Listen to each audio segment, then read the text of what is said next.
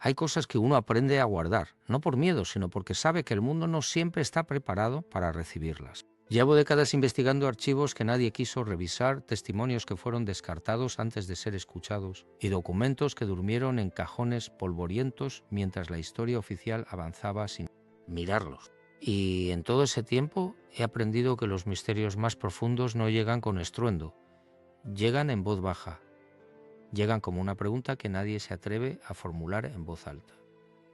Lo que voy a contarte hoy es una de esas cosas. No te voy a pedir que lo creas, solo te voy a pedir que escuches. Porque lo que está ocurriendo ahora mismo en los Estados Unidos, lo que está sacudiendo sus instituciones, su tejido social, su identidad como nación, fue descrito con una precisión inquietante hace casi 2000 años. Y no por un analista político, no por un profeta oscuro de alguna tradición olvidada. Fue descrito por Jesús de Nazaret, y la fuente de esa descripción no es la Biblia convencional que todos conocemos. Es algo mucho más perturbador. Es un archivo que pasé años intentando comprender y que todavía hoy me genera más preguntas que respuestas.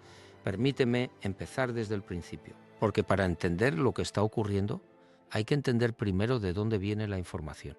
Hace muchos años, mucho antes de que yo publicara mi primer libro, mucho antes de que comenzara a recibir cartas de personas que habían vivido experiencias imposibles de clasificar, me topé con un concepto que cambió la forma en que miraba la realidad. El concepto era simple pero devastador.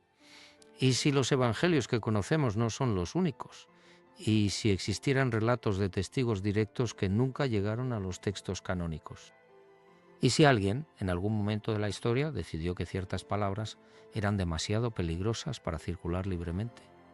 No estoy hablando de conspiraciones baratas. Estoy hablando de algo mucho más sutil. Estoy hablando de la posibilidad de que la historia tenga capas y que la capa que vemos sea la menos interesante de todas. Eso fue lo que me llevó años después a sumergirme en el trabajo que terminaría definiendo gran parte de mi vida como investigador. Y en ese trabajo encontré palabras atribuidas a Jesús, palabras que describían el futuro con una frialdad casi clínica, como si quien las pronunciaba no estuviera especulando, sino recordando algo que ya había visto. Déjame ser preciso. En los textos que analicé durante años hay pasajes donde Jesús habla de lo que él llama los tiempos del fin, y no lo hace de forma alegórica, no lo hace con imágenes poéticas difíciles de interpretar. Lo hace con una concreción que hiela la sangre cuando la comparas con lo que está ocurriendo ahora mismo al otro lado del Atlántico. Habla de naciones divididas contra sí mismas. Habla de líderes que serán adorados como dioses por unos y odiados como demonios por otros, sin punto intermedio. Habla de una sociedad donde la verdad dejará de ser un valor compartido, donde cada grupo tendrá su propia versión de los hechos y defenderá esa versión con una violencia que no será siempre física, pero que será igualmente destructiva. Habla de señales en el cielo que los hombres no sabrán interpretar. Habla de una confusión generalizada, de una sensación colectiva de que algo fundamental se está rompiendo, aunque nadie sepa exactamente qué es ni cómo arreglarlo. ¿Te suena familiar? Porque a mí me suenan los titulares de esta semana, pero antes de continuar necesito contarte algo personal, algo que ocurrió durante una de mis investigaciones y que nunca he relatado en detalle hasta ahora. Era una tarde de invierno, no recuerdo exactamente el año, pero sí recuerdo la luz. Esa luz grisácea que tiene el cielo cuando el frío aprieta y el día se rinde demasiado pronto. Estaba revisando una serie de documentos que un sacerdote jubilado me había entregado en mano, con la condición de que jamás revelara su nombre ni el lugar donde nos habíamos encontrado. Eran fotocopias de fotocopias, el tipo de material que llega a tus manos después de haber pasado por tantas manos que ya no sabes dónde empieza la cadena, pero lo que contenían esos papeles era extraordinario. Eran fragmentos de lo que parecía ser una versión ampliada de ciertos discursos de Jesús, con detalles que no aparecen en ningún evangelio canónico, con referencias geográficas y temporales que no encajaban con la narrativa oficial y con una descripción del futuro que me dejó paralizado durante varios minutos. No exagero, me quedé inmóvil leyendo y releyendo el mismo párrafo, intentando convencerme de que estaba malinterpretando algo, pero no lo estaba malinterpretando. Lo que leía era una descripción de una gran nación del oeste, una nación que en tiempos de Jesús no existía, que se fragmentaría desde adentro, que perdería su cohesión no por un enemigo externo, sino por una guerra invisible entre sus propios hijos. Ahora bien, sé lo que estás pensando. Sé que la primera reacción racional es el escepticismo. Y está bien, el escepticismo es una herramienta necesaria. Yo mismo lo aplico a todo lo que investigo. Pero hay momentos en que el escepticismo se convierte en una armadura cómoda, en una forma de no mirar lo que está frente a nosotros. Y este es uno de esos momentos. Porque no estoy hablando de una profecía vaga que puede aplicarse a cualquier época. Estoy hablando de detalles, estoy hablando de una especificidad que resulta difícil de explicar como coincidencia. Y cuando uno lleva suficientes años investigando, aprende a distinguir entre la coincidencia y algo que todavía no tiene nombre. Hablemos entonces de lo que está ocurriendo en los Estados Unidos. No desde una perspectiva política, es la superficie de las cosas y lo que me interesa siempre es lo que está debajo. Lo que está ocurriendo en ese país es una fractura profunda, una grieta que no empezó ayer ni el año pasado, sino que lleva décadas abriéndose lentamente como una falla geológica que trabaja en silencio hasta que un día. La tierra tiembla y todos se preguntan de dónde salió ese terremoto. La polarización que vive ese país no tiene precedentes en su historia moderna. No es la polarización de los años 60, que tenía un componente ideológico claro, una lucha por derechos civiles con enemigos identificables. Esto es diferente. Esto es más parecido a lo que los antropólogos llaman una guerra de identidades, donde los grupos ya no se enfrentan por lo que piensan, sino por lo que sen, o por lo que creen que son, o por lo que temen dejar de ser. Y esa distinción es crucial, porque cuando la guerra es de ideas, puede resolverse con argumentos, pero cuando la guerra es de identidades, no hay argumento que alcance. Y aquí es donde las palabras que encontré en aquellos documentos empiezan a adquirir un peso diferente. Porque Jesús, en esos textos, no habla de una guerra entre buenos y malos. No habla de un conflicto donde un bando tiene razón y el otro está equivocado. Habla de algo mucho más perturbador. Habla de una confusión esencial, de una época en que los seres humanos habrán perdido la capacidad de reconocerse entre sí como parte de la misma familia. Y usa una imagen que me ha perseguido desde que la leí por primera vez. Habla de hombres que se miran y ya no ven a un hermano, sino a un extraño, y que ese extraño les produce miedo, y que ese miedo se convierte en odio, y que ese odio se convierte en violencia. No siempre física, no siempre visible, pero violencia al fin, la violencia de deshumanizar. La violencia de construir muros que no son de piedras sino de palabras, de narrativas, de versiones de la realidad que se vuelven incompatibles entre sí.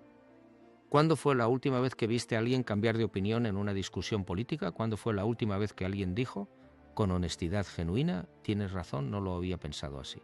Yo llevo años haciéndome esa pregunta y la respuesta que encuentro siempre me inquieta.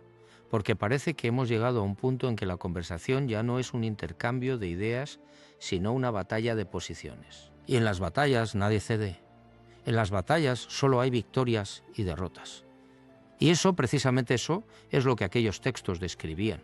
Una época en que el diálogo muere. Una época en que la verdad se fragmenta en 1000 verdades privadas que no pueden coexistir. Una época en que la palabra del otro ya no es información sino amenaza. Pero hay algo más. Algo que encontré en esos documentos y que tardé mucho tiempo en procesar, porque no solo habla Jesús de la división, habla también de señales, señales que preceden a algo que él describe como un cambio de era. No el fin del mundo en el sentido catastrófico que el cine nos ha vendido durante décadas, algo diferente. Algo más parecido a lo que los físicos cuánticos describen cuando hablan de un cambio de estado, una transición de una forma de ser a otra, irreversible, inevitable, pero no necesariamente destructiva. Y entre esas señales menciona algo que me resultó especialmente perturbador cuando lo leí por primera vez.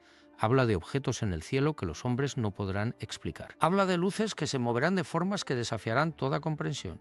Habla de avistamientos que serán tan frecuentes y tan evidentes que ya no podrán ser ignorados, pero que al mismo tiempo generarán más confusión que claridad, porque los hombres de ese tiempo no tendrán el marco conceptual para entender lo que están viendo. Y aquí debo detenerme un momento, porque en los últimos años algo ha ocurrido en los Estados Unidos que nunca había ocurrido antes en la historia moderna de esa nación. El gobierno federal, la institución que durante décadas negó, ridiculizó y clasificó todo lo relacionado con objetos voladores no identificados, ha comenzado a hablar, ha comenzado a reconocer, ha comenzado a presentar ante el Congreso testimonios de militares, de pilotos, de funcionarios de inteligencia que describen encuentros con objetos que violan las leyes de la física tal como las conocemos. Objetos que se mueven a velocidades imposibles. objetos que realizan maniobras que ningún ingeniero humano podría diseñar, objetos que aparecen y desaparecen sin dejar rastro. Y todo esto no es especulación de foros de Internet, es testimonio oficial, es registro documentado, es parte del expediente público de la nación más poderosa del mundo. ¿Cómo encaja eso con lo que Jesús describía en aquellos textos? No lo sé con certeza, pero la coincidencia, si es que es una coincidencia, resulta difícil de ignorar. Recuerdo que años después de aquella tarde con los documentos del sacerdote, recibí una llamada. Era tarde, pasada la medianoche, y el número que aparecía en mi teléfono no estaba registrado en ninguna parte. La voz al otro lado era la de un hombre de edad avanzada, con un acento que no supe identificar con precisión, que hablaba con la calma de alguien que ya no tiene nada que perder. Me dijo que había leído algunos de mis trabajos. Me dijo que había cosas que yo estaba rozando sin llegar a ver del todo. Me dijo que los textos que yo había analizado eran solo una parte de un corpus mucho mayor, que existían versiones más completas, más detalladas, que habían sido preservadas fuera del alcance de las instituciones religiosas convencionales. Y luego me dijo algo que no he podido olvidar. Me dijo que Jesús no hablaba del futuro como alguien que adivina. Hablaba del futuro como alguien que ya había estado allí, como alguien que conocía el mapa porque ya había recorrido el territorio. Y antes de que pudiera hacerle ninguna pregunta, la llamada se cortó. Intenté devolver la llamada varias veces. El número no existía. Sé que eso suena exactamente como el tipo de historia que uno inventaría para dar credibilidad a una narración. Lo sé, pero también sé lo que ocurrió esa noche. Y sé que a partir de esa llamada comencé a mirar los textos de una manera diferente. Comencé a buscar no solo lo que decían, sino lo que implicaban. No solo las palabras, sino el espacio entre las palabras. Y lo que encontré en ese espacio fue todavía más perturbador que lo que estaba escrito. Volvamos a los Estados Unidos, porque lo que está ocurriendo allí ahora mismo no es solo política, es algo más profundo. Es una crisis de sentido, una crisis de identidad colectiva. Una sociedad que se pregunta quizás por primera vez con esta intensidad quiénes son, qué representa su nación, qué valores definen su existencia como comunidad. Y esa pregunta formulada con esta urgencia, con esta angustia, es exactamente el tipo de pregunta que precede a los grandes cambios históricos, no los cambios de gobierno, los cambios de civilización. Los momentos en que algo termina y algo nuevo, todavía sin nombre, comienza a tomar forma. Jesús, en esos textos, describe ese momento con una imagen que me parece extraordinaria. Habla de los dolores de parto. Dice que lo que viene no es una destrucción, sino un nacimiento, que los dolores son reales, que la angustia es real, que el miedo es real, pero que del otro lado de ese dolor hay algo que todavía no puede ser nombrado porque todavía no ha llegado al mundo. ¿Y si eso fuera cierto? ¿Y si lo que estamos viviendo no fuera el fin de algo, sino el preludio de algo que todavía no sabemos ver? No lo sé. Nadie lo sabe con certeza, pero la pregunta merece ser formulada. Merece ser sostenida en la mente durante un momento, sin apresurarse a responderla, sin buscar el consuelo fácil de una respuesta definitiva, porque a veces las preguntas son más valiosas que las respuestas. A veces la pregunta correcta es la que abre una puerta que llevaba mucho tiempo cerrada. Hay otro elemento en esos textos que quiero mencionar. Algo que me pareció completamente incomprensible la primera vez que lo leí y que solo comenzó a tener sentido muchos años después, cuando el mundo empezó a parecerse a lo que estaba descrito. Jesús habla de una época en que la información se multiplicará de tal forma que los hombres ya no sabrán qué es verdad. Habla de voces que llegarán desde todas partes al mismo tiempo, contradictorias, incompatibles, cada una reclamando ser la única verdad. Habla de una confusión de señales tan grande que muchos optarán por no escuchar ninguna, por cerrarse, por retirarse al pequeño mundo de sus certezas privadas. Y habla de los peligros de ese cierre. Dice que el hombre que se encierra en su propia verdad construye una prisión que él mismo no puede ver porque las paredes son invisibles cuando uno está dentro. Cuando leí eso por primera vez pensé en la imprenta, en la revolución de la información que trajo el siglo XX. Pero ahora, cuando lo releo, pienso en algo diferente.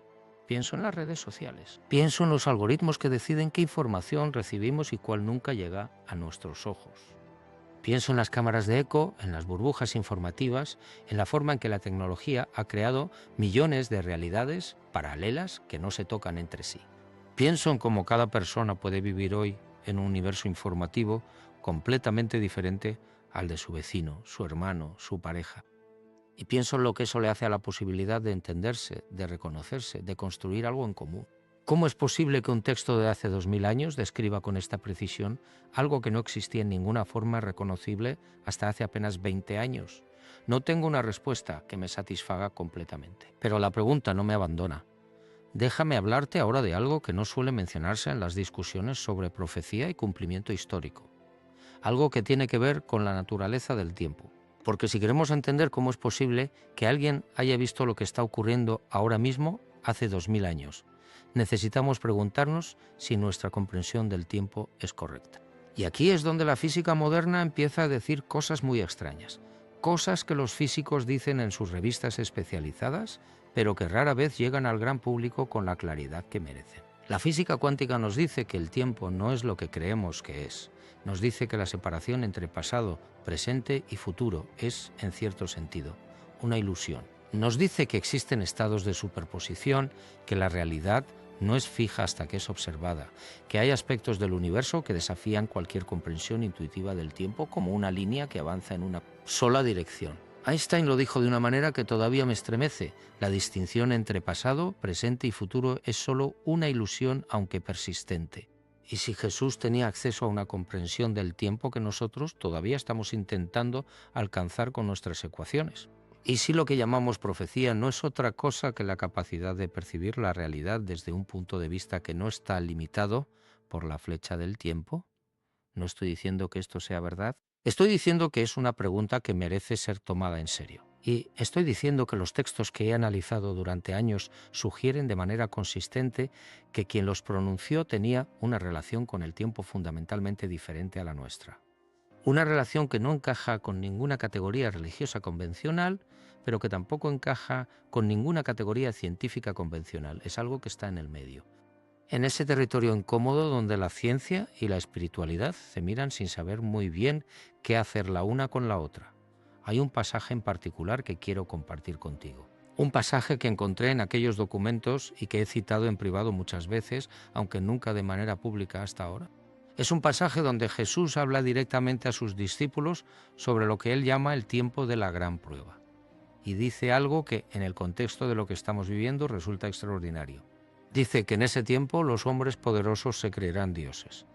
Dice que reclamarán para sí una autoridad que no les corresponde. Dice que dividirán a los pueblos con sus palabras, que usarán el miedo como herramienta de dominio, que convencerán a muchos de que el enemigo está en el vecino, en el extranjero, en el diferente. Y dice que esa ilusión será tan convincente, tan bien construida, que incluso los que se consideran sabios caerán en ella, pero dice también algo más. Dice que en ese mismo tiempo, en ese mismo momento de confusión y oscuridad, aparecerán señales que no podrán ser ignoradas, señales que vendrán de donde nadie las espera, señales que recordarán a los hombres que la realidad es más grande de lo que creen, que hay dimensiones de la existencia que no pueden ser controladas por ningún poder humano, que hay algo en el universo que es más antiguo, más profundo y más sabio que cualquier institución, cualquier gobierno, cualquier dogma.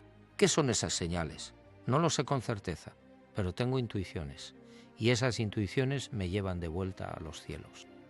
Me llevan de vuelta a esos objetos que los pilotos militares estadounidenses han descrito con una precisión técnica que hace imposible descartarlos como alucinaciones o errores de percepción. Me llevan de vuelta a las audiencias del Congreso, donde funcionarios de inteligencia han hablado de programas secretos, de materiales de origen no humano, de tecnologías que no corresponden a ninguna capacidad conocida.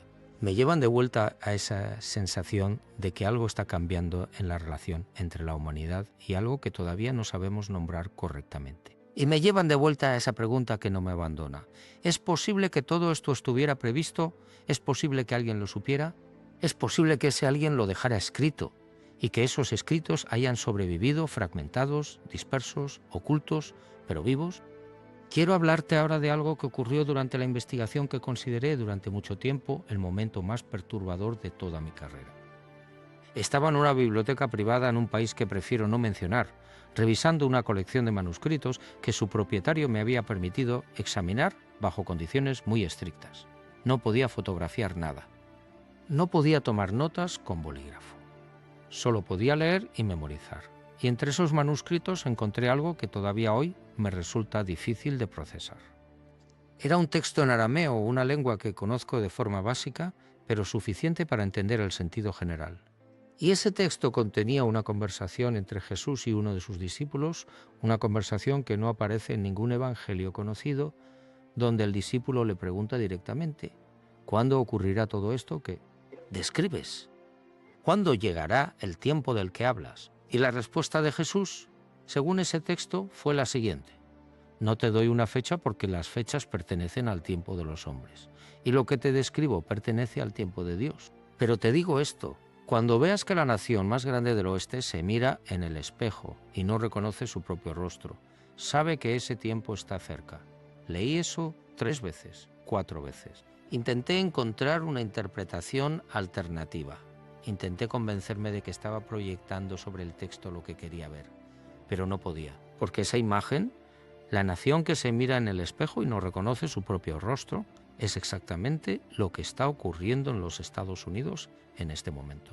Una nación que se pregunta qué es, que se pregunta qué valores la definen, que se pregunta si sus instituciones todavía reflejan lo que pretenden representar. Una nación dividida entre versiones de sí misma que no pueden coexistir, que se miran con extrañeza y con miedo como si fueran dos personas completamente diferentes atrapadas en el mismo cuerpo.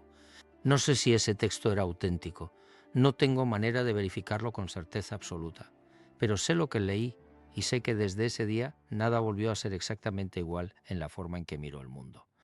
Permíteme hacer una pausa aquí y preguntarte algo.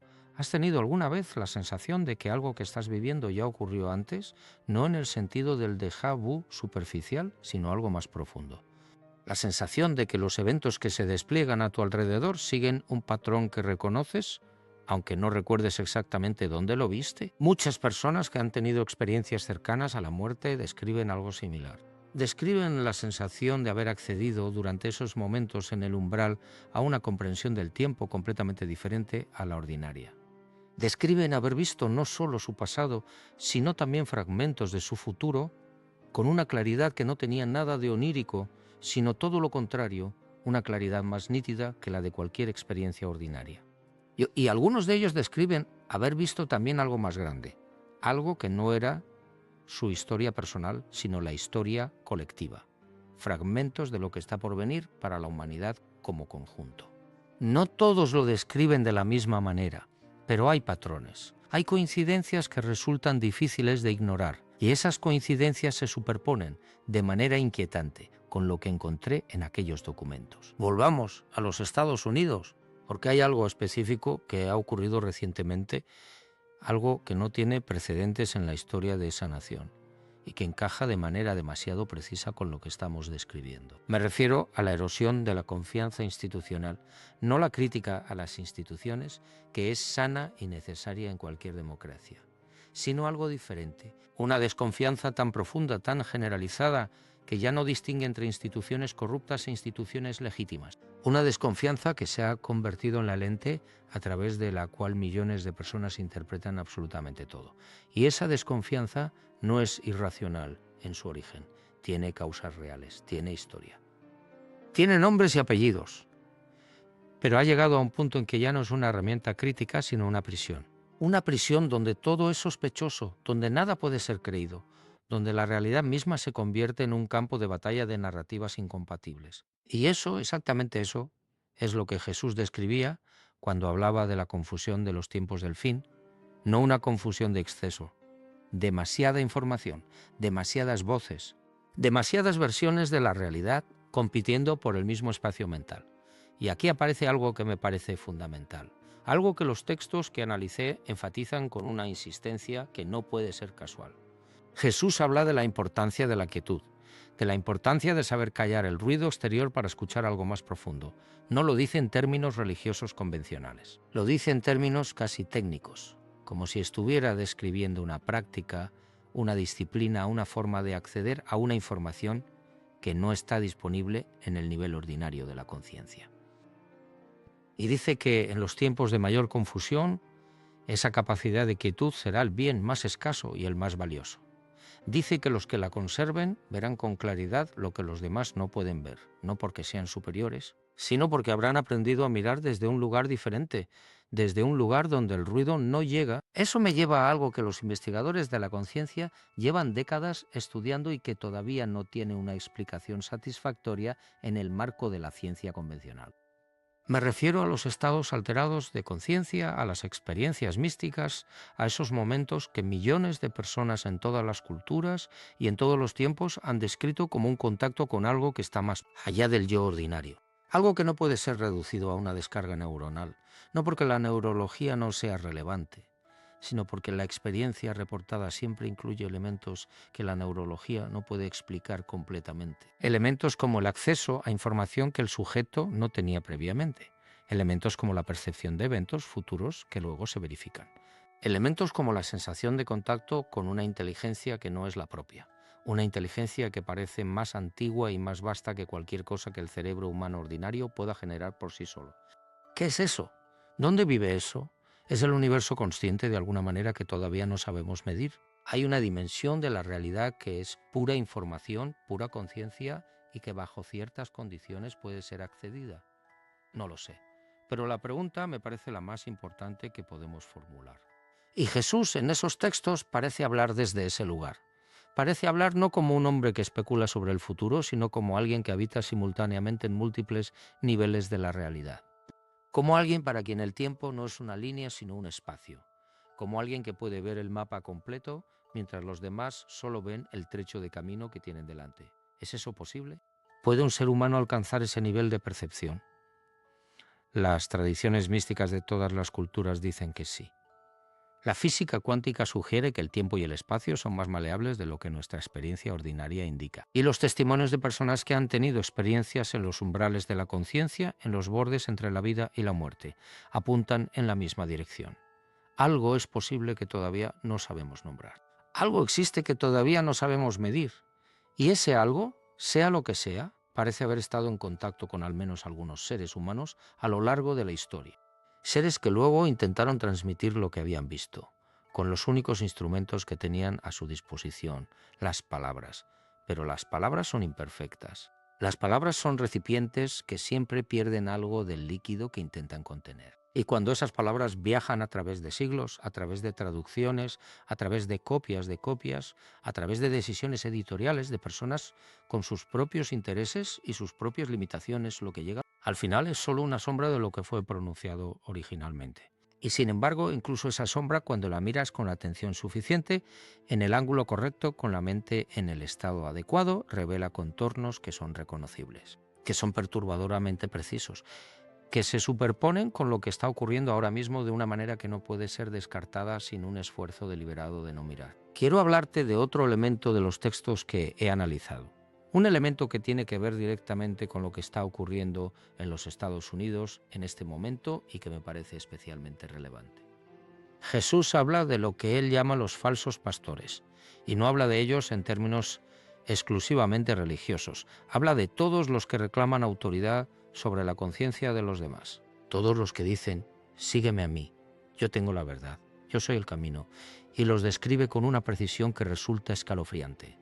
Dice que los reconocerás porque dividirán. Dice que su marca distintiva no será lo que construyan, sino lo que destruyan.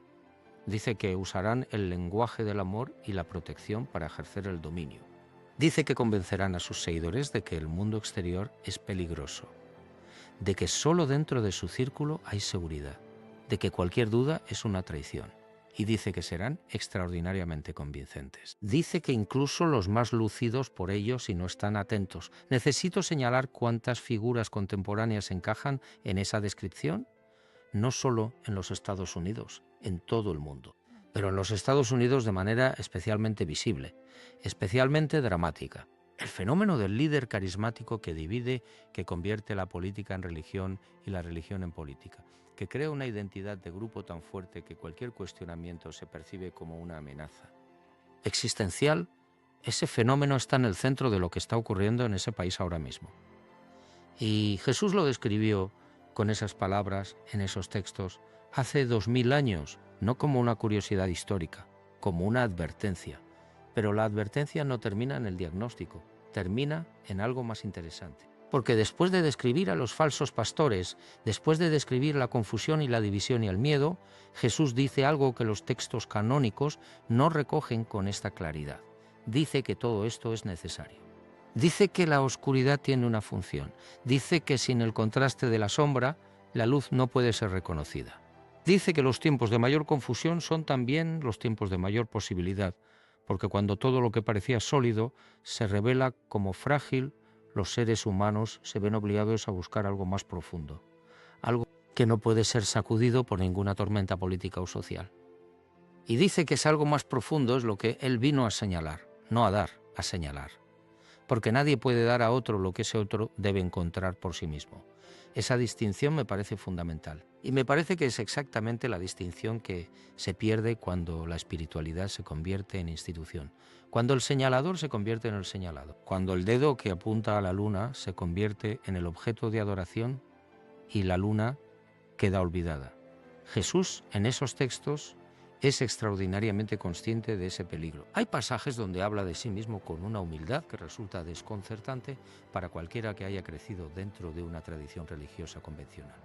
Pasajes donde parece casi incomodarse con la devoción que genera.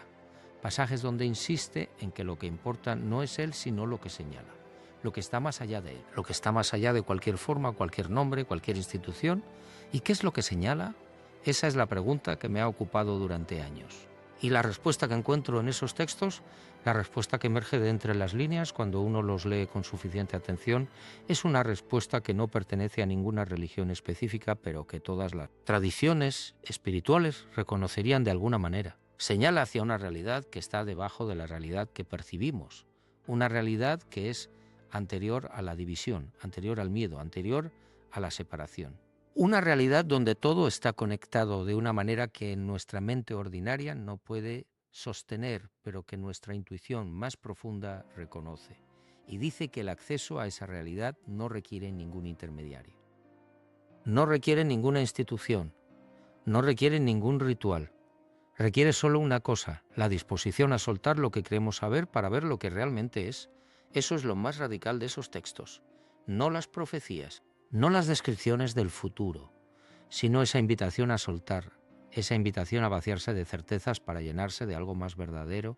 En un mundo donde todos pelean por tener razón, donde la identidad se construye sobre la solidez de las propias convicciones, donde cambiar de opinión se percibe como debilidad, esa invitación resulta subversiva, resulta peligrosa. Y quizás por eso esos textos nunca llegaron al canon oficial. Quizás por eso alguien decidió que eran demasiado incómodos para circular libremente. Porque un ser humano que ha soltado sus certezas es un ser humano que no puede ser controlado por ningún poder exterior, y eso, en cualquier época, resulta amenazante para quien detenta el poder. Hay algo más que quiero mencionar antes de llegar al final de esta narración, algo que tiene que ver con los sueños. Sé que puede sonar extraño en este contexto, pero los textos que analicé le dan a los sueños una importancia que resulta llamativa.